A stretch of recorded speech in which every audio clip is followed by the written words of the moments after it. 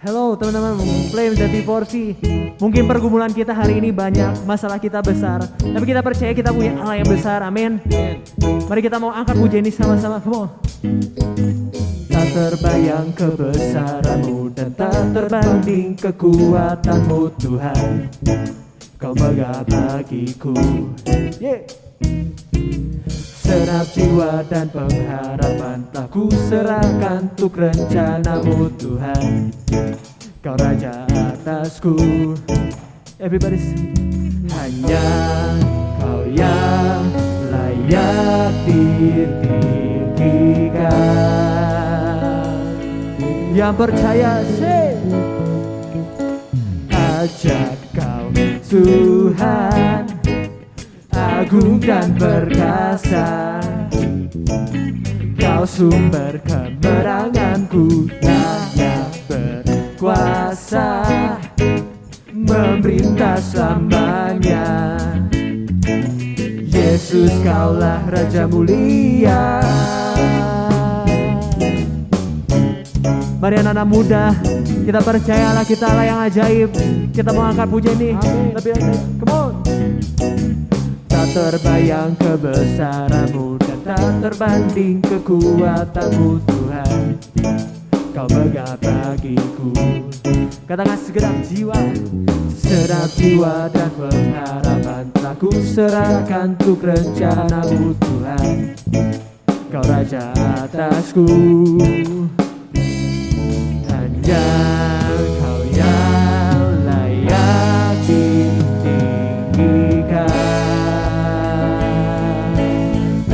Everybody say, ajak kau Tuhan, agung dan perkasa.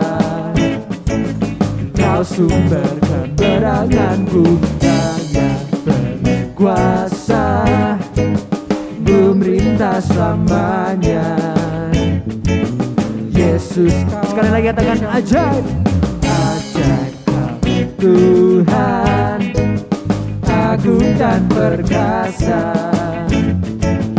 Kau sumber kemenanganku, Raja berkuasa, memerintah selamanya.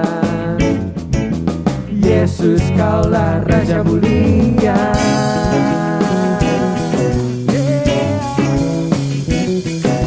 Raja mulia. Amin. Mari anak-anak muda,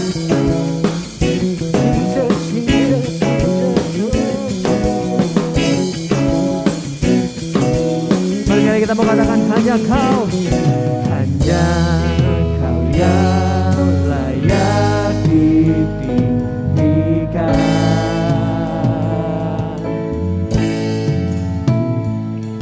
Hanya kau yang layak ditinggikan.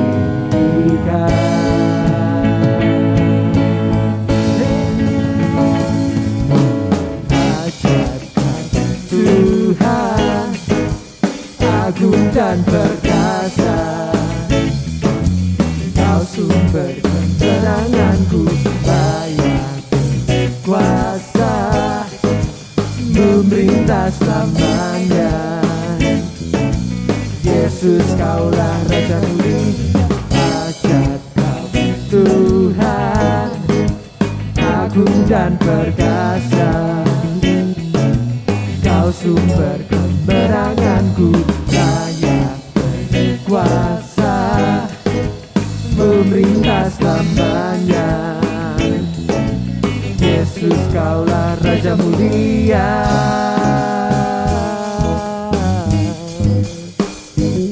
Yesus Raja mulia. Say, Raja mulia. Kita mau kasih tepuk tangan buat Tuhan kita, come on, yes, haleluya. So teman-teman, di masa-masa sulit ini, waktunya kembali kita merenungkan firman Tuhan. Dikatakan dalam firman Tuhan di dalam Ibrani bahwa manusia hanya satu kali saja mati, kemudian dia akan dihakimi. Demikian Tuhan Yesus Kristus hanya satu kali saja mengorbankan dirinya untuk menebus setiap dosa manusia. So, pagi hari ini saya mau katakan bahwa Yesus Kristus cukup bagi kita, amin.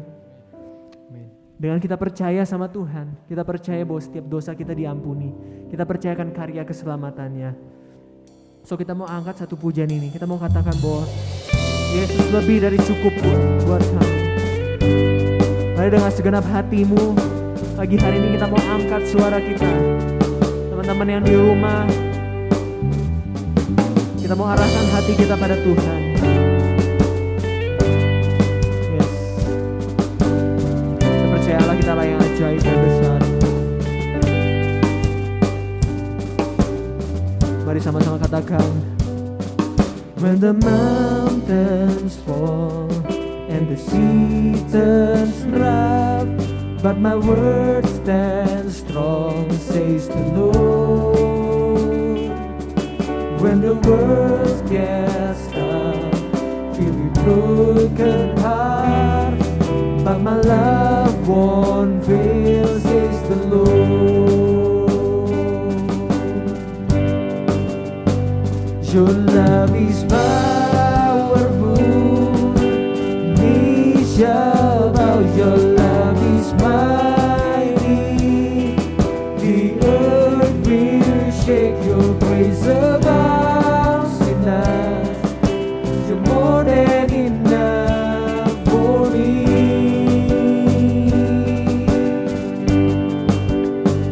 Jesus, you're able to break every chain. Our life in your hand. You're in control. Grace overflows in us. You're more than enough for me. Say when the mountains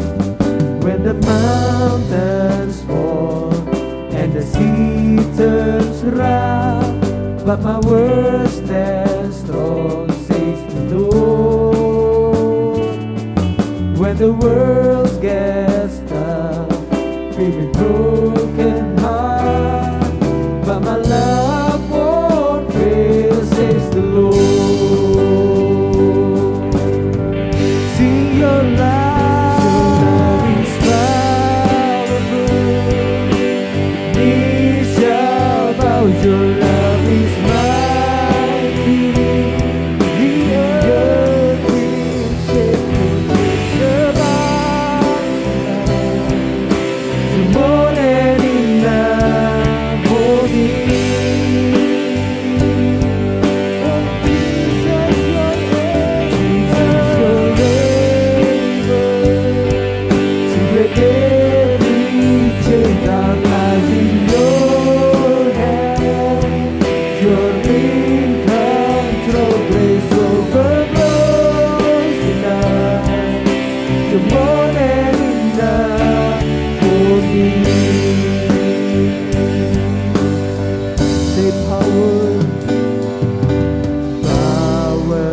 mercy, never failing, stronger, deeper, never changing, glorious, faithful, never ending, great is our God.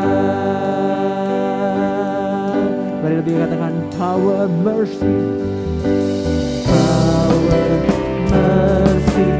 never failing, stronger, deeper, never changing, glorious, faithful, never ending, great.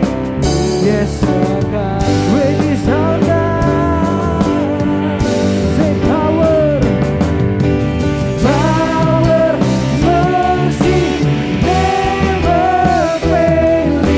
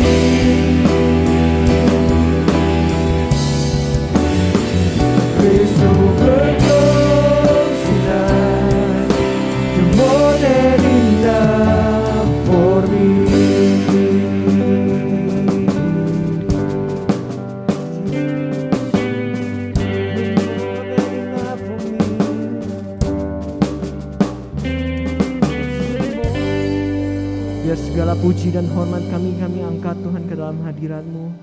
Biar hanya nama-Mu saja yang ditinggikan Tuhan. Kami percaya Tuhan akan kasih-Mu Tuhan dalam hidup kami.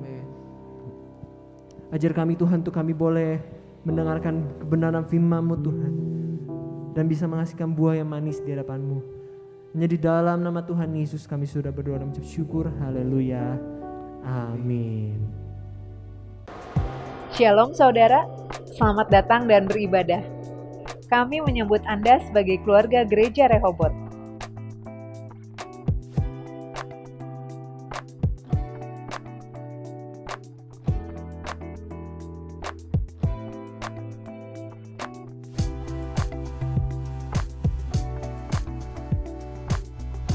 Kegiatan KKW dan KKP setiap Selasa dan Jumat melalui Zoom Meeting. Kegiatan doa pagi diadakan setiap Sabtu dan Senin melalui Zoom Meeting. Persembahan dan perpuluhan dapat Anda lakukan secara online melalui QR Code dan nomor rekening yang tersedia.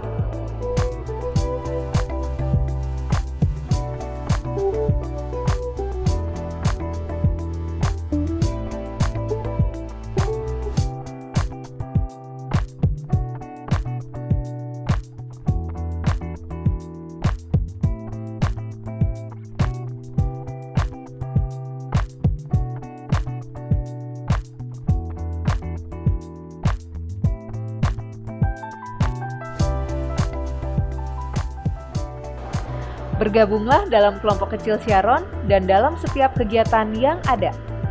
Bertumbuh bersama and let us be the true disciple. Tuhan Yesus memberkati.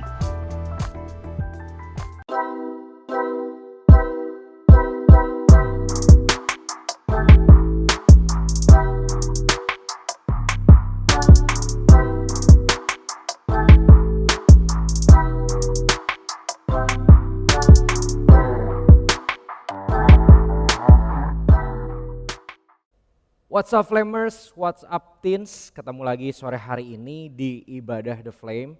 Saya senang banget bisa ketemu teman-teman lagi, walaupun gak bisa secara tatap muka. Saya berharap teman-teman semua juga sehat semua di rumah, keluarga sehat, semuanya aman terkendali. Kalaupun ada teman-teman mungkin yang sekarang lagi mengalami sakit atau mungkin teman-teman yang kondisinya kurang baik, kita mau sama-sama datang kepada Tuhan.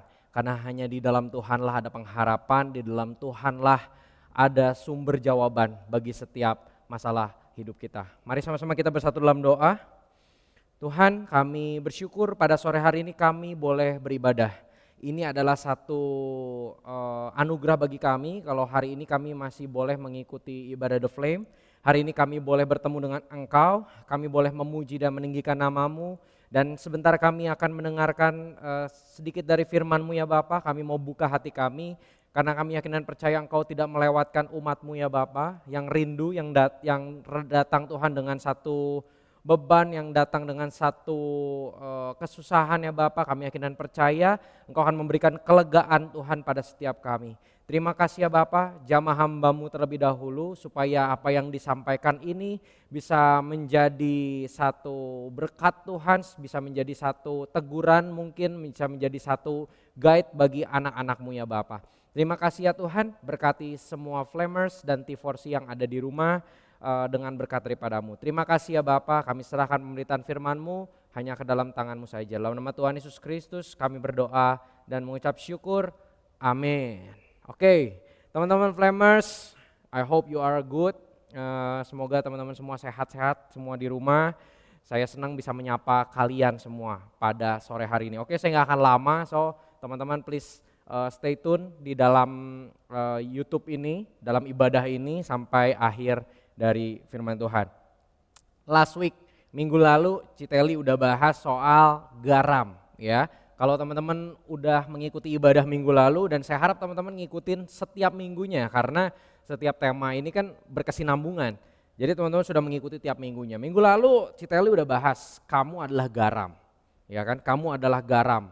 Garam itu memberi rasa. Garam itu memberi satu perbedaan, ya kan, di dalam satu, misalnya kita membuat sebuah masakan, garam itu membuat sebuah perbedaan. Nah hari ini kita bakal membahas satu identitas kita yang satu lagi selain garam, yaitu apa?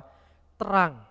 Kamu adalah garam, kamu adalah terang. So hari ini teman-teman semua, kita nggak mau sepertinya kaku gitu ya. Kita seperti lagi membahas identitas diri kita. Kita lagi membahas who am I? Kita lagi bahas siapa sih kita? Siapa sih identitas kita di mata Tuhan? Ya, yaitu garam dan terang. Nah, hari ini aku kebagian untuk membahas tentang terang dengan judul bersinar menembus kegelapan. Ada sebuah pengalaman yang luar biasa tahun lalu ketika saya mengikuti sebuah ajang prestisius, bukan mengikuti, saya ikut di dalamnya ya, ketika saya nonton gitu kan, ajang prestisius yang namanya Piala Oscar. Kita tahu tahun lalu itu 2020 adalah tahun yang suram bagi perfilman. Kenapa? Karena mayoritas bioskop tutup dan gak ada film-film baru gitu kan yang muncul di bioskop. Dan tahun lalu ajang kompetisi 2020 itu kompetisi untuk film-film tahun 2019. 2019 kita masih hidup normal ya kan, masih hidup tanpa ada corona gitu kan, masih bioskop seperti biasa, semuanya berjalan seperti biasa. Dan ada satu hal yang luar biasa terjadi di tahun 2020 di Piala Oscar. Setelah 92 tahun berjalan Piala Oscar, tahun 2020 itu pertama kalinya film terbaik dimenangkan oleh film asing. Biasanya yang menang film Hollywood lagi. Tapi tahun 2020 untuk pertama kalinya dimenangkan oleh film asing asal Asia. Saya pribadi udah nonton film ini 3 kali, coba siapa yang bisa tebak? Ya, filmnya Parasite ya. Mungkin teman-teman udah pernah nonton karena udah sempat ada di TV juga atau mungkin pernah nonton di bioskop. Saya udah nonton film ini 3 kali, 2 kali di bioskop, 1 kali di TV gitu kan. Semua dunia, satu dunia ini gempar ketika Parasite ini menang gitu. Kok bisa menang sih? Padahal film ini film industri Asia, di mana notabene sebenarnya industri film itu harusnya dikuasai oleh Barat, ya kan, oleh Amerika. Nah 2020 Parasite ini menang Piala Oscar, bahkan bukan cuma 1 trofi sampai banyak trofi, lebih daripada 1. Saingannya itu enggak main-main teman-teman. Di dalamnya saingan dari Parasite itu ada Joker, ada Marriage Story, ada 1917, ada Ford and Ferrari gitu. Kenapa dia bisa menang? Simple aja sebenarnya, karena film ini berbeda dari yang lainnya. Film ini beda dari yang lainnya, film ini mengupas sesuatu yang anti mainstream. Sesuatu yang saat itu bisa menjadi sorotan seluruh dunia. Parasite berbicara soal sosial, ya, strata sosial yang terjadi di Korea gitu. Dia membahas itu sampai benar-benar bisa menyentuh dan sampai disorot oleh seluruh dunia. Nah, apa yang mau saya sampaikan di sini sudah sangat jelas teman-teman semua, dalam semua aspek, bukan cuma bicara soal film. Kalau kita mau disorot, kalau kita mau jadi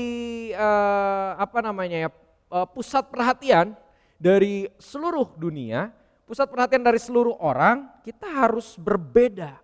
Ya, betul atau betul? Ya betul. Kalau kita mau disorot, mau dilihat oleh banyak orang, kalau istilahnya zaman sekarang viral, kita harus berbeda. Karena berbeda ini akan menjadi bahan perhatian oleh orang lain atau oleh dunia. Tapi di dalam perbedaan ini ada 2 jenis. Kita berbeda karena benar atau berbeda karena salah. Ya, teman-teman tahu pasti, apalagi sekarang zamannya sosial media. Semuanya dibikin viral. Dari kasus selebriti, bahkan sampai ada kasus-kasus misalnya di TikTok di mana ada hal yang viral karena bagus, karena baik, tapi ada yang viral karena buruk atau jelek.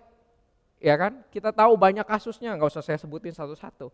Nah, orang bisa disorot karena kesalahannya dan orang bisa juga disorot karena kebenarannya. Hari ini kita bakal belajar untuk mengetahui identitas kita sebagai terang.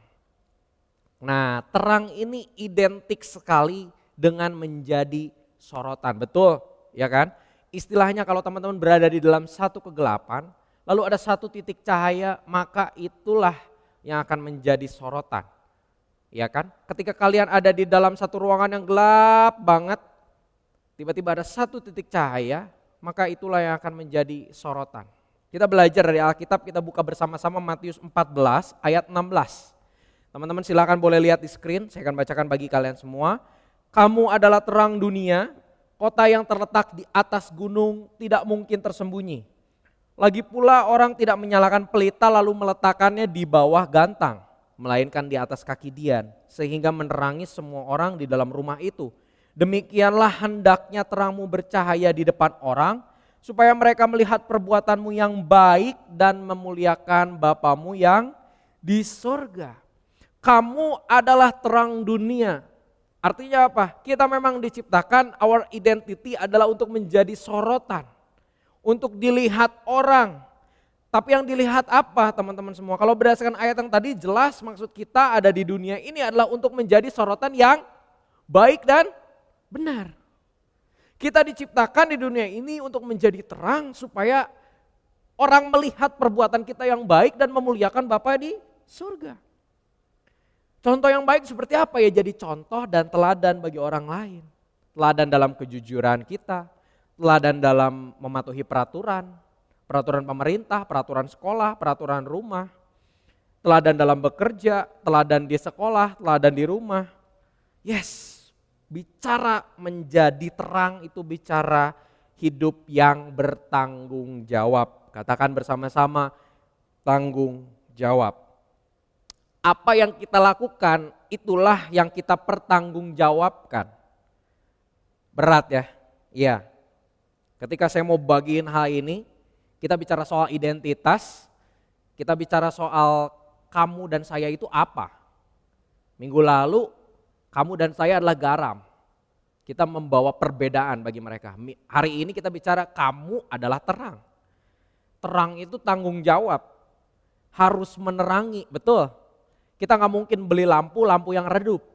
Walaupun redup pun bercahaya sebenarnya. Kita nggak mungkin beli lampu yang gelap. Ini lampu nggak bisa nyala, oke gue beli. Nggak mungkin. Kita beli lampu yang bisa menerangi. Artinya sesuatu yang bisa memberikan kebaikan, menjadi contoh dan teladan. Wah, ketika saya bicara ini, ketika saya menyiapkan ini, wah berat juga ya.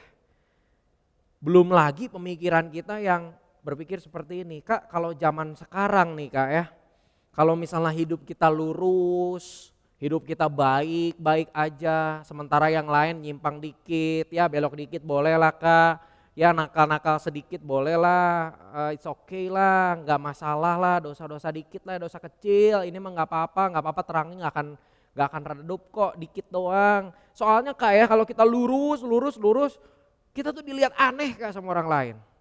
Kita tuh gak ada temennya Kak nanti, kita tuh nanti sendirian. Orang bakal lihat kita aneh. Saya yakin pasti ada pemikiran itu di dalam teman-teman semua. Begitu juga di dalam saya. Firman Tuhan hari ini bicara soal identitas, so santai aja karena ini bicara soal identitas saya dan identitas kalian juga. Oke? Itu betul banget. Ketika kita berpikir, aduh iya ya gimana caranya. Kehidupan seperti ini kita gak mungkin lurus-lurus aja. Semua orang juga melakukan hal yang belok dikit lah Kak, ya toleransi sedikit lah Kak. Oke, let's be real. Untuk jadi terang, untuk jadi teladan, untuk jadi contoh, itu berat banget. Yes. Berasanya mungkin kalian saat ini lagi ibadah online terus bilang, aduh berat Kak, gak bisa gue kalau terlalu lurus. Tapi kalian dengarkan ini yang bakal kita bahas hari ini. Semua yang gue sampaikan tadi soal terang, semua yang gue sampaikan soal identitas kita untuk menjadi contoh dan teladan, untuk menjadi figur yang baik, untuk memberikan sesuatu yang baik bagi orang lain, untuk jadi terang di tengah kegelapan. Oke, simpan dulu dalam hati kita karena itu identitas kita, itu kebenaran, itu yang harus diaminkan, itu yang harus dilakukan, simpan dulu dalam hidup kita. Tapi kita mau coba ubah pola pikir. Jangan berpikir seperti tadi karena kita bakal dilihat aneh, bakal dilihat berbeda dari orang lain dan dilihatnya seperti orang aneh. Tapi coba perhatikan ini. Ada satu quotes, don't shine because you want to be seen, but shine because the world need you to glow. Shine because that's the right thing to do. Sekali lagi, don't shine because you want to be seen, but shine because the world need you glow, and shine because that's the right thing to do. Jangan bersinar karena kamu ingin terlihat bersinar. Karena itu melelahkan, itu bakal bikin kamu aneh, itu bakal bikin kamu berasa berat banget ternyata hidup dalam Kristus ya harus bersinar. Itu bakal berat banget bagi kita. Tapi bersinarlah karena kamu tahu dunia di sekitar kamu gelap. Dan mereka butuh sinar, mereka butuh penerangan, mereka butuh terang di dunia yang gelap ini. Dan bersinarlah karena kamu tahu itu adalah hal yang benar, yang harus dilakukan. So semua hal yang saya sampaikan itu bakal jadi berat kalau kita berpikir, gue harus bersinar, gue harus beda, gue harus beda. Ketika kita berpikir untuk pokoknya gue harus jadi terang nih, berbeda pokoknya. Kita bakal capek, tapi kita harus berpikir orang lain butuh terang. Orang lain hidup dalam kegelapan. Mereka butuh terang, mereka butuh saya untuk menerangi. Kita baca lagi Matius 5 ayat 14 sampai 16. Kita baca baik-baik. Kamu adalah terang dunia. Kota yang terletak di atas gunung tidak mungkin tersembunyi. Poin yang pertama, kota yang terletak di atas gunung tidak mungkin tersembunyi. Pertanyaannya, kota ini bersinar supaya apa? Kota ini terang, ya kan? Dibilang kota yang terletak di atas gunung tidak mungkin tersembunyi. Kota yang terletak di atas gunung tidak mungkin tersembunyi. Kenapa? Karena mereka memancarkan terang, berarti ada kehidupan di sana, betul? Pertanyaannya, kenapa kota ini bersinar? Apakah supaya dilihat oleh orang-orang lain yang tidak di gunung? Apakah misalnya kalau kita pergi ke Lembang, ya kan? Sekarang nggak bisa kan, lagi lockdown. Tapi teman-teman mungkin pernah ingat lagi makan jagung, lagi makan ketan di Lembang. Kita bisa lihat view apa? Kota Bandung dilihat dari Lembang, ya kan? Bercahaya, ya kan? Kita bisa lihat Pasupati, kita bisa lihat gedung-gedung yang tinggi gitu kan. Kita bisa lihat banyak hal. Tapi pertanyaannya, kenapa kota Bandung bersinar? Oh iya, supaya bisa dilihat oleh orang-orang Lembang. Ya tidak. Kenapa kota Bandung bersinar? Karena dibutuhkan oleh orang-orang di sini untuk adanya terang. Kalau kita bersinar untuk dilihat orang lain, capek. Kita bersinar karena ada orang yang butuh untuk disinari. That's the right why. Kita harus tahu why-nya dulu. Identitas kita adalah terang, why? Karena kita hidup di tengah-tengah kegelapan dan banyak orang butuh untuk diterangi. That's why. That's the big why. Tapi dampaknya ketika kita bersinar terang, apa? Orang-orang yang di luar melihat bahwa kita bersinar terang. Tidak mungkin tersembunyi. Nangkap? Yang kedua, pelita diletakkan di atas kaki Dian. Tujuannya apa? Kaki Dian itu kalau teman-teman tahu, saya kemarin baru googling, ternyata kaki Dian tuh kayak tahu tempat lilin yang dudukannya banyak tuh, yang kayak di tempat-tempat klasik seperti itu. Nah itu kaki Dian namanya. Nah tujuannya apa? Supaya menerangi semua orang di ruangan yang membutuhkan penerangan. Kita baca tadi ayatnya. Lagi pula orang tidak menyalakan pelita lalu meletakkannya di bawah gantang. Tujuannya apa? Karena untuk menerangi semua orang di dalam rumah itu, melainkan di atas kaki Dian sehingga menerangi semua orang di dalam rumah itu. Tujuannya apa? Menerangi, karena butuh penerangan. Ada sebuah kebutuhan di sana akan terang. Pertanyaannya saya balik sama kita semua.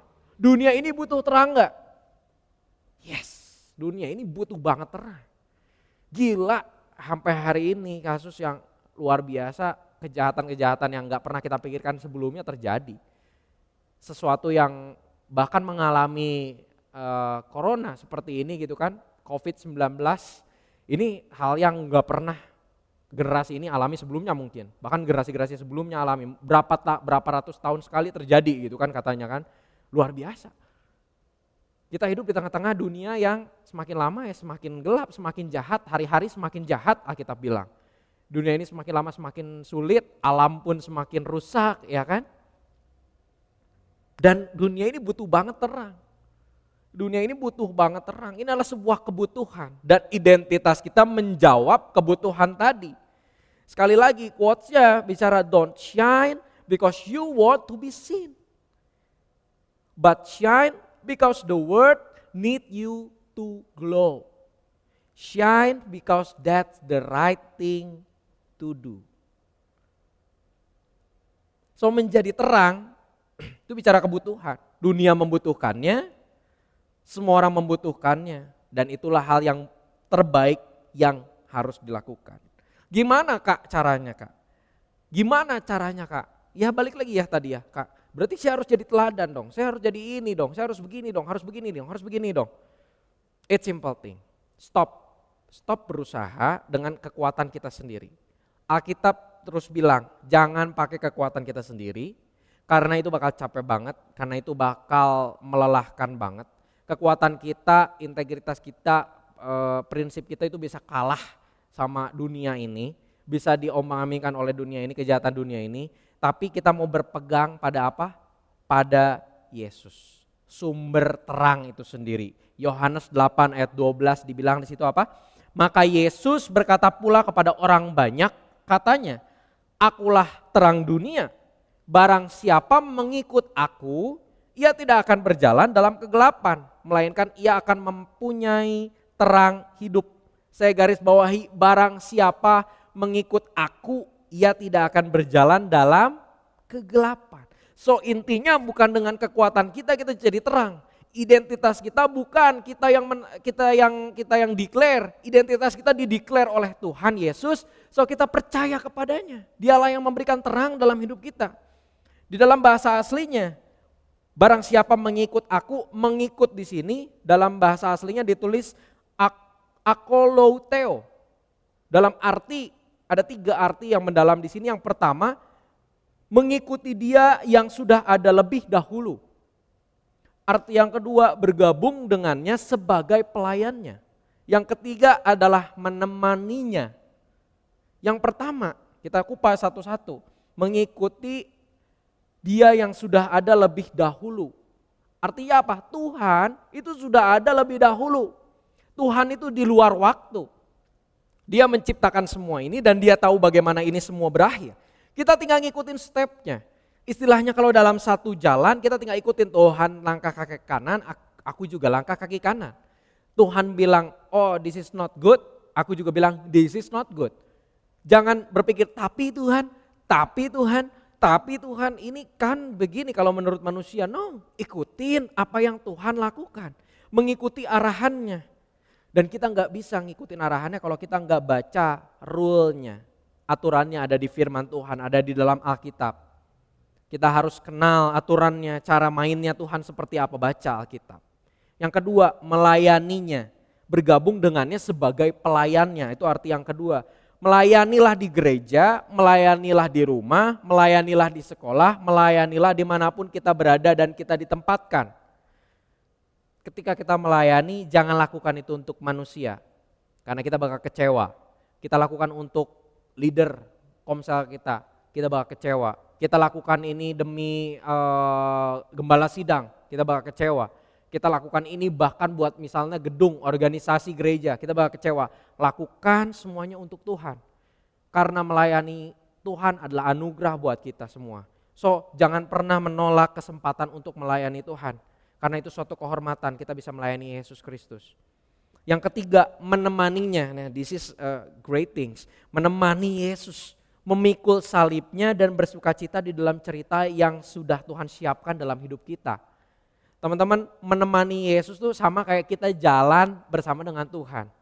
Teman-teman mungkin pernah menemani, ya kan, seseorang, menemani mama ke supermarket, ya kan, menemani gebetan, potong rambut misalnya, ya kan, pernah menemani teman main ke warnet misalnya seperti itu. Menemani itu seperti itu, ngikutin dia dan apa yang dia lakukan kita juga lihat, kita lakukan juga. Ketika mungkin kita pergi ke supermarket sama mama, kita ikut belanja juga, mah kayak pengen ini.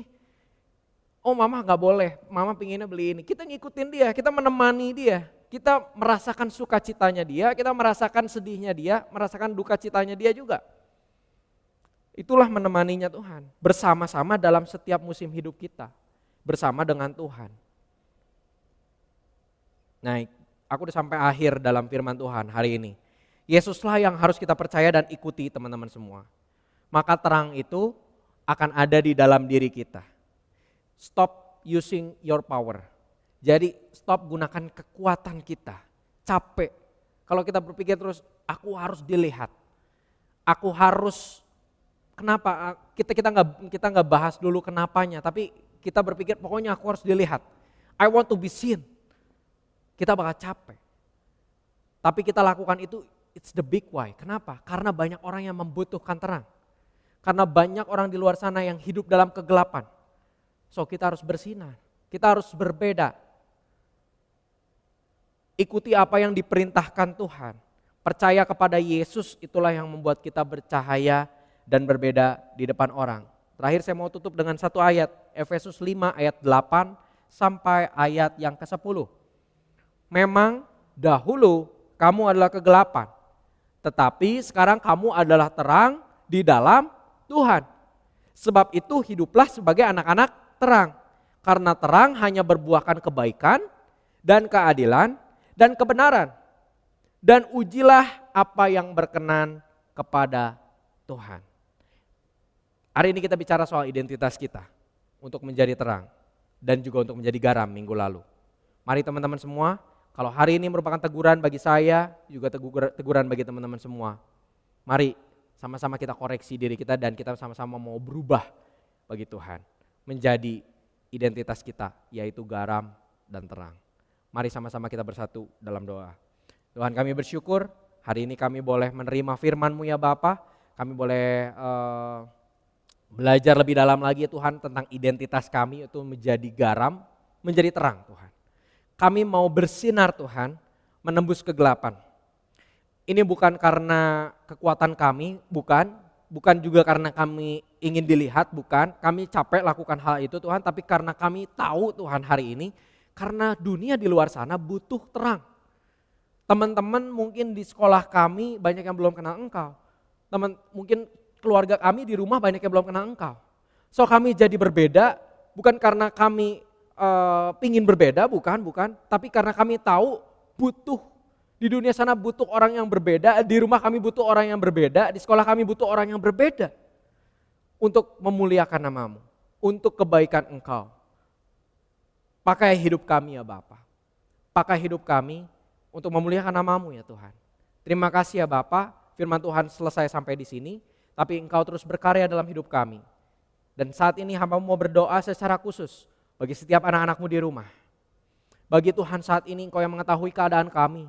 Engkau yang mengetahui ya Tuhan, mungkin saat ini kami sedang diterpa sakit penyakit. Mungkin hari ini ya Tuhan kami sedang dalam kondisi yang buruk, mungkin ekonomi yang buruk, atau mungkin relationship dengan keluarga yang buruk, atau dengan teman-teman. Kami yakin dan percaya ada reason di setiap season. Ada satu makna dalam setiap musim hidup kami. Kalau kami mengalami sakit, kalau kami mengalami kesusahan saat ini, ada makna yang bisa kami ambil. Kalau misalnya saat ini kami mengalami keburukan dalam hidup kami, ada satu pelajaran untuk mengembangkan hidup kami lebih lagi. Terima kasih ya Bapa, dan kami mau ambil reason itu ya Bapa. Kami berdoa ya Bapa untuk setiap jawaban dari masalah-masalah yang kami hadapi. Terima kasih ya Tuhan, kami mau serahkan hidup kami ke dalam tangan-Mu. Hanya di dalam nama Tuhan Yesus Kristus, semua orang yang percaya sama-sama katakan amin. Tuhan Yesus memberkati kita semua. Shalom saudara, selamat datang dan beribadah. Kami menyambut Anda sebagai keluarga Gereja Rehobot.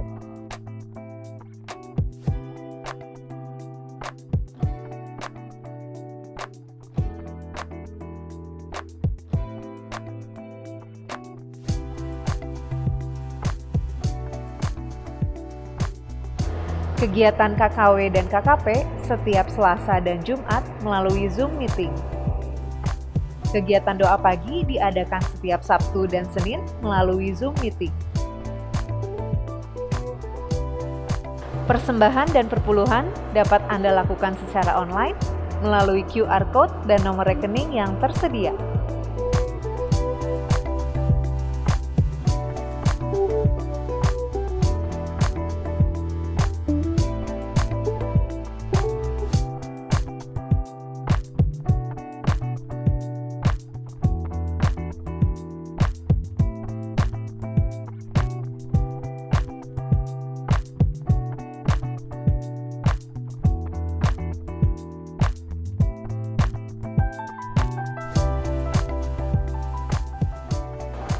Bergabunglah dalam kelompok kecil Sharon dan dalam setiap kegiatan yang ada.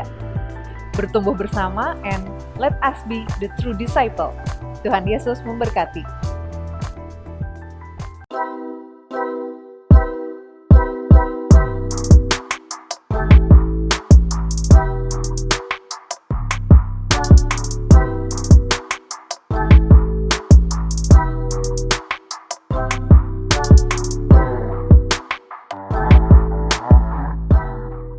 Anda telah selesai mengikuti ibadah online Gereja Rehobot.